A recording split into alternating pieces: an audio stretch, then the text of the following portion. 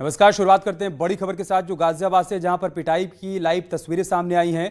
खोड़ा इलाके में युवक की पिटाई की गई है। दबंगों ने रोड पर घसीट घसीट कर पीटा है। तमाशबीन बने रहे आसपास खड़े लोग। पीड़ित ने शिकायत दर्ज कराई है।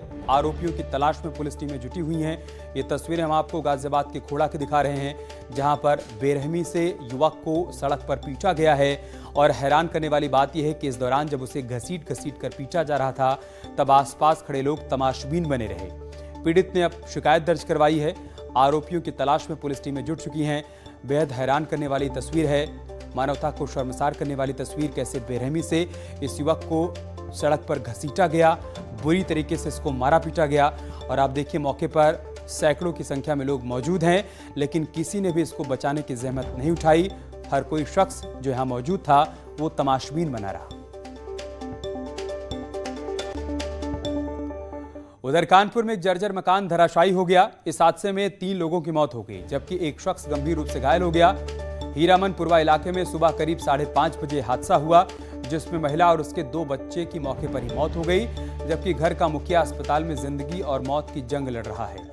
हादसे की खबर मिलने के बाद जब पुलिस टीम बचाव करने के लिए पहुंची, तो इस दौरान एक सिपाही भी चोट लगने से जख्मी हो गया। रेस्क्यू ऑपरेशन के दौरान सूचना मिली फायर स्टेशन लाटूस रोड में कि टेकनगंज थाना के अंतर्गत जो लोग फंसे हुए हैं। हमारी टीम घटनास्थल पर पहुंची। जैसे पहुंचे हैं तो अंदर हम लोग सिचुएशन समझने के बाद वहाँ पे काम करना शुरू कर दिया। तो ईंट और मलबे से ये लोग सब ढके हुए थे। फिर हम लोग अंदर घुसे।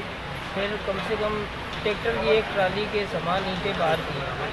फिर इसके बाद एक लोग उसमें चिल्ला रहे थे, तो उनको सबसे पहले जो जीवित चिल्ला रहे थे उनको निकाला गया। इसके बाद 3 लोगों को और निकाला गया, 2 लोग जीवित निकाले हैं।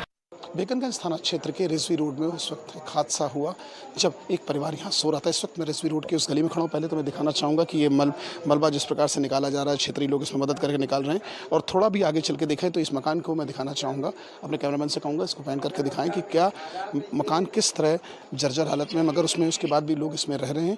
तमाम चीज़ें ऐसी देखने को मिल रही हैं। और इस हादसे में 3 की मौत हो गई, जिसमें एक महिला और 2 उसके मासूम बच्चे। ये परिवार इस पूरे एरिया में पूरा रहता था। अगर मलबे से देखा जा सकता है कि कितनी जर्जर हालत में ये मकान था। पूरा सुबह के वक्त लगभग 6 बजे का वाक़या बता रहा है। इसका बेड पूरा एक सिरा गिर गया। इसमें इस एरिया को पूरा तरीके से बंद कर दिया गया। पुलिस के ऑफिसर्स यहाँ मौजूद हैं, क्योंकि जिस प्रकार से देखिए मलबा निकला जा रहा है और चीज़ों को पैसेज के लिए, क्योंकि इतनी सकरी गली है, ना तो एम्बुलेंस आ सकती है और ना कुछ। तो कहीं ना कहीं पुराने मकान आज भी मौत को दावत दे रहे हैं। जर्नलिस्ट आशीष पांडे के साथ अमित गंजू, न्यूज़ 18 कानपुर। और एक बड़ी खबर लखनऊ से है। पुलिसकर्मियों पर एक्शन हुआ है। माल रोड इलाके में दरोगा के पिता की हत्या के मामले में एक्शन हुआ है। आईजी लखनऊ रेंज लक्ष्मी सिंह की बड़ी कार्रवाई। लापरवाही के आरोप में एसओ राम सिंह को सस्पेंड कर दिया है। सीओ एसपी ग्रामीण से भी जवाब मांगा है। गोली मारकर हत्या की वारदात को अंजाम दिया गया था। आकाशीय बिजली से मौत बताकर गुमराह किया गया। पोस्टमार्टम रिपोर्ट में गोली से हत्या की पुष्टि भी हुई है। अब ये बड़ी कार्रवाई की गई है। लखनऊ से हमारे सहयोगी ऋषभ मणि हमारे साथ जुड़ चुके हैं। ऋषभ, क्या जानकारी इस खबर के बारे में? अभी देखिए, एक बहुत ही साफ मामला था कि जहां पर कुछ निचले लेवल के पुलिस अधिकारी अपने वरिष्ठ अधिकारियों को गुमराह कर रहे थे। एक 60 साल के बुजुर्ग की गोली मारकर हत्या होती है और वो मौके पर जो पुलिस अधिकारी पहुंच रहे थे वो अपने वरिष्ठ अधिकारियों को ये बताकर गुमराह कर रहे थे कि ये मौत आकाशीय बिजली गिरने से हो सकती है, ऐसा अंदेशा जता रहे थे।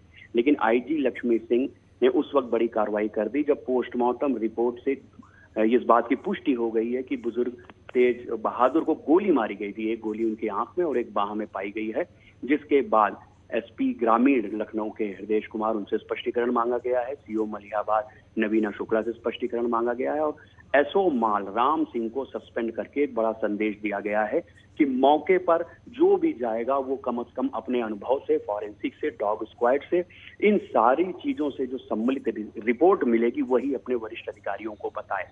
जो गुमराह करने की कोशिश करेगा उसके खिलाफ सख्त कार्रवाई की जाएगी। बहुत शुक्रिया आपका हमारे साथ जुड़ने के लिए और जानकारी तक पहुंचाने के लिए। और सीएम योगी ने एक बड़ा फैसला लिया है। कल्याण सिंह के सम्मान में बड़ा फैसला लिया गया है। कल्याण सिंह के नाम पर लखनऊ का कैंसर संस्थान होगा। बुलंदशहर में कल्याण सिंह के नाम पर मेडिकल कॉलेज होगा। ये बड़ी खबर हम आपको बता रहे हैं। सीएम योगी ने बड़ा फैसला लिया है। कल्याण सिंह के सम्मान में ये बड़ा फैसला लिया गया है। अब उनके नाम पर लखनऊ का कैंसर संस्थान हो जाएगा, यानी उसका नाम अब उनके नाम पर रखा जाएगा। इसके अलावा बुलंदशहर में कल्याण सिंह के नाम पर मेडिकल कॉलेज का नाम कर दिया जाएगा। इससे पहले राज्य में कई सड़कों को भी उनके नाम किया गया, उसको लेकर भी बहुत जल्द प्रस्ताव आएगा।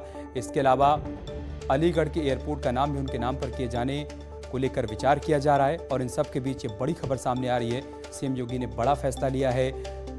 कल्याण सिंह के सम्मान में बड़ा फैसला लिया गया है। लखनऊ कैंसर संस्थान का नाम अब उनके नाम पर हो जाएगा।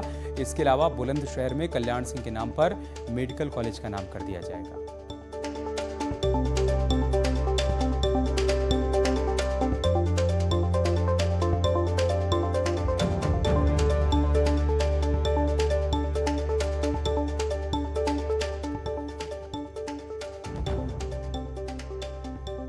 सीएम योगी की तरफ से बड़ा फैसला लिया गया है। कल्याण सिंह के सम्मान में लखनऊ कैंसर अस्पताल का नाम अब उनके नाम पर कर दिया जाएगा।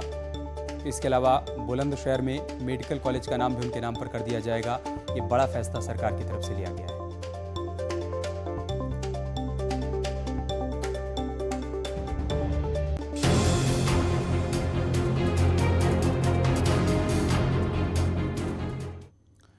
एक और बड़ी खबर की बात करते हैं। 4 दिनों के यूपी दौरे पर हैं राष्ट्रपति। लखनऊ में सीएम योगी ने राष्ट्रपति को रिसीव किया, उनका स्वागत किया।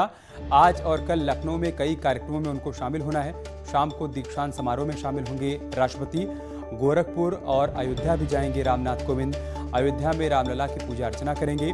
लेकिन फिलहाल आज जब वो लखनऊ पहुंचे तब एयरपोर्ट पर सीएम योगी ने उनको रिसीव किया।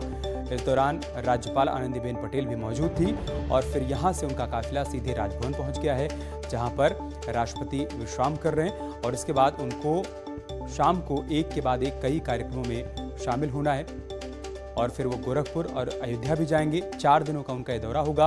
अयोध्या में वो हनुमानगढ़ी जाएंगे, वहां पर दर्शन पूजन करेंगे और साथ ही राम जन्मभूमि परिसर जाकर रामलला के भी दर्शन करेंगे।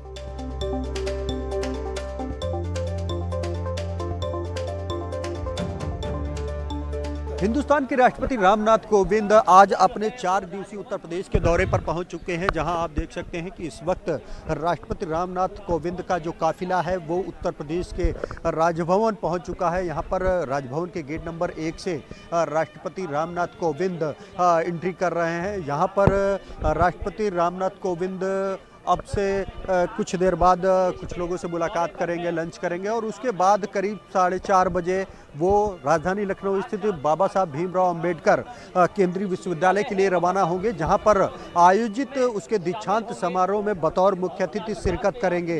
इस दौरान राष्ट्रपति यूपी के 4 दिवसीय दौरे पर पहुंचे हैं, तो शाम को जो बाबा साहब भीमराव अंबेडकर केंद्रीय विश्वविद्यालय का दीक्षांत समारोह है, उसके बाद फिर वो राजभवन यहीं पर वापस लौटेंगे और कल दूसरे दिन राजधानी लखनऊ के सैनिक स्कूल में आयोजित हीरक जयंती कार्यक्रम में पहुंचेंगे और वहां पर भी वो कई चीज़ों का उद्घाटन करेंगे, शुभारंभ करेंगे। जिसके बाद राष्ट्रपति रामनाथ कोविंद गोरखपुर के लिए रवाना होंगे और वहां पर आयुष विश्वविद्यालय के साथ गोरखनाथ पीठ के विश्वविद्यालय का शुभारंभ करेंगे, उसका शिलान्यास करेंगे। तो कुल मिलाकर अगर देखा जाए तो कहीं ना कहीं जो राष्ट्रपति का दौरा है उसको लेकर जो सभी तैयारियां हैं वो पूरी कर ली गई हैं और अब आप देख सकते हैं कि जो राष्ट्रपति का काफिला है वो राजभवन पहुंच चुका है। इस दौरान कड़ी सुरक्षा व्यवस्था के इंतजाम किए गए हैं, क्योंकि राष्ट्रपति 4 दिनों तक उत्तर प्रदेश में रहेंगे और फिर 29 तारीख को अपने दौरे के अंतिम दिन वो गोरखपुर से वापस आने के बाद 28 को वापस आएंगे और इसी राजभवन में रात्रि विश्राम करेंगे और फिर 29 तारीख को राजधानी लखनऊ से प्रेसिडेंशियल ट्रेन के राष्ट्रपति रामनाथ कोविंद 29 अगस्त को अयोध्या में रहेंगे। यहां सुबह 11:30 बजे वो प्रेसिडेंशियल स्पेशल ट्रेन से अयोध्या पहुंचेंगे और इसके बाद दोपहर 12 से 1 बजे तक रामकथा पार्क से रामायण कॉन्क्लेव का शुभारंभ करेंगे। यहाँ मशहूर लोक गायिका मालिनी अवस्थी शबरी पर गायन प्रस्तुत करेंगी। दोपहर 2 बजे से 3 बजे तक राष्ट्रपति हनुमानगढ़ी स्थित राम जन्मभूमि में दर्शन पूजन करेंगे। राम जन्मभूमि परिसर में वो पौधारोपण भी करेंगे। दोपहर 3:50 पर लखनऊ के लिए रवाना हो जाएंगे। समाजवादी पार्टी ने बीजेपी को मार्केटिंग इवेंट कंपनी बता दिया है। समाजवादी पार्टी के प्रवक्ता अनुराग भदौरिया ने कहा है कि बीजेपी के पास अच्छे डायलॉग, राइटर, अच्छे क्रिएटिव डायरेक्टर और निर्माता निर्देशक मौजूद हैं, जिनका काम दिन और रात फेक स्क्रिप्ट लिखना है। भारतीय जनता पार्टी अंतरराष्ट्रीय मार्केटिंग इवेंट की कंपनी बन चुकी है, जहां पे अच्छे डायलॉग राइटर हैं, अच्छे क्रिएटिव डायरेक्टर हैं, जो लगातार डायलॉग और जुमले झूठे लिखते रहते हैं, चाहे उन्हें उज्ज्वला योजना पे लिखना हो या जनता की भावनाओं के साथ करना हो। लेकिन धरातल पे आके भारतीय जनता पार्टी को कुछ नहीं करना है, चाहे कोविड काल में लोगों की मौतें होती रहे, चाहे जहरीली शराब पीने से लोगों की मौतें हो, या महंगाई बेरोजगारी से लोग आत्महत्या करते रहे, किसान धरने पे बैठे रहे, महिलाओं का चीरहरण होता रहे, इस पे कुछ नहीं करना है। खाली अच्छे अच्छे डायलॉग और जुमले फेंकने हैं और जनता की भावनाओं से खेलना है। बिहार में पार्टी पर वर्चस्व को लेकर परिवार में जारी खींचतान के बीच लालू यादव के बड़े बेटे तेज प्रताप यादव वृंदावन पहुंचे। उन्होंने बताया कि बिहार के राजनीतिक उठापटक से दूर वो आध्यात्मिक सुकून की तलाश में आए हैं। तेज प्रताप ने कल शाम अपने धार्मिक गुरु वल्लभाचार्य जी से मुलाकात की। बता दें कि तेज प्रताप अक्सर मथुरा आया करते हैं और इन दिनों उनकी अपने छोटे भाई तेजस्वी से मतभेद की खबरें भी सामने आ रही हैं।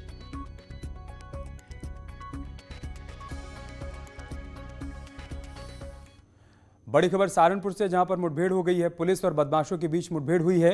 5000 का इनामी बदमाश गिरफ्तार किया गया है। एक बदमाश घायल हुआ है, दूसरा फरार है। शाकंभरी रोड के बागूवाला में यह मुठभेड़ बताई जा रही है। तस्वीरें भी हम आपको दिखा रहे हैं मुठभेड़ की, जहां पर पुलिस और बदमाशों का आमना सामना हुआ। 5000 का इनामी बदमाश गिरफ्तार किया गया है। एक बदमाश घायल है और दूसरा मौके से फरार हो गया है।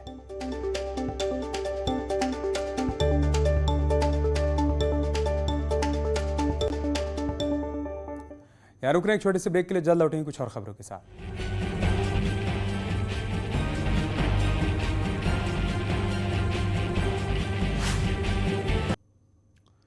बुलंदशहर के सिकंदराबाद कोतवाली क्षेत्र में निजी अस्पताल के पास युवक पर जानलेवा हमला किया गया। अस्पताल में पत्नी का इलाज करा रहे शख्स के बारे में बताया जा रहा है कि जब अपनी गाड़ी के पास पहुंचा तब पहले से घात लगाए बैठे दबंगों ने उसके ऊपर लाठी डंडे और लात घूंसे से हमला बोल दिया और गाड़ी में भी तोड़फोड़ की। इसका वीडियो अस्पताल में लगे सीसीटीवी में रिकॉर्ड हो गया। पीड़ित युवक ने पुलिस को वारदात की सूचना दे दी है। उसने किसी से दुश्मनी होने की बात से भी इनकार किया है। मौके पर पहुंची पुलिस ने सीसीटीवी फुटेज के आधार पर आरोपियों की तलाश शुरू कर दी है। हालांकि अभी तक ये साफ नहीं हो पाया है कि आखिर मारपीट की वजह क्या रही।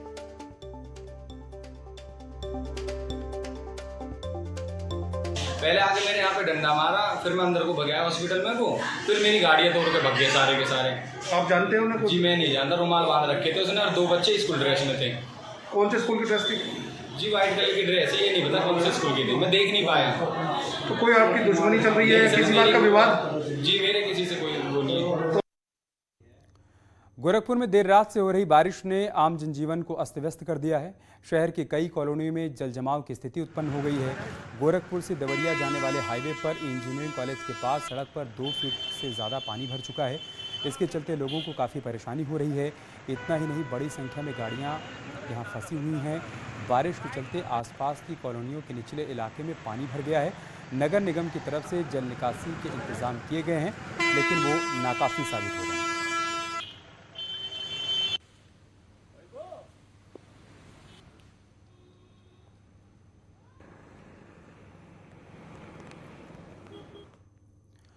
शाहजहांपुर में उस वक्त भारी भीड़ इकट्ठा हो गई जब वहां पर जमीन के नीचे से कई मूर्तियां मिली।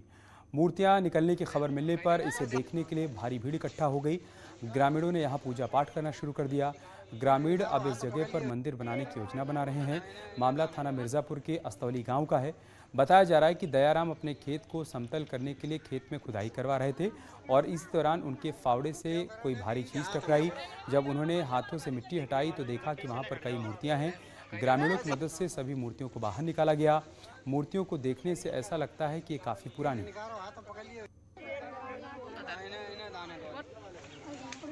चाहे तो रख दो तमें फिर वाह दिखाई रही तमें बे हमने लिकार के बालक बार ने को दे सूचना गई तमें बालक बार आए तमें धोई के और घरे पहुँचाई दी। अच्छा तमें धोए घरे पहुँचाए के अगरबत्ती लगाई अंदाज धोई और बस इंजन ले आए। उसमें जो मूर्तियाँ आज सुबह खुदाई हुई है तो मूर्तियाँ निकली हैं, वो हिंदू समाज के लिए बहुत आवश्यक हैं और उन्होंने अपने खेत को आज सुबह खुदाई करके उसमें मूर्तियाँ बहुत 5 कीमती मूर्तियाँ निकली हैं, जहाँ एक शिवलिंग है और विष्णु भगवान की है और क्या है हनुमान गणेश जी की है एक मूर्ति, उसमें 5 मूर्तियाँ निकली हैं। अगर खुदाई की जाए तो और भी मूर्तियाँ निकल सकती हैं।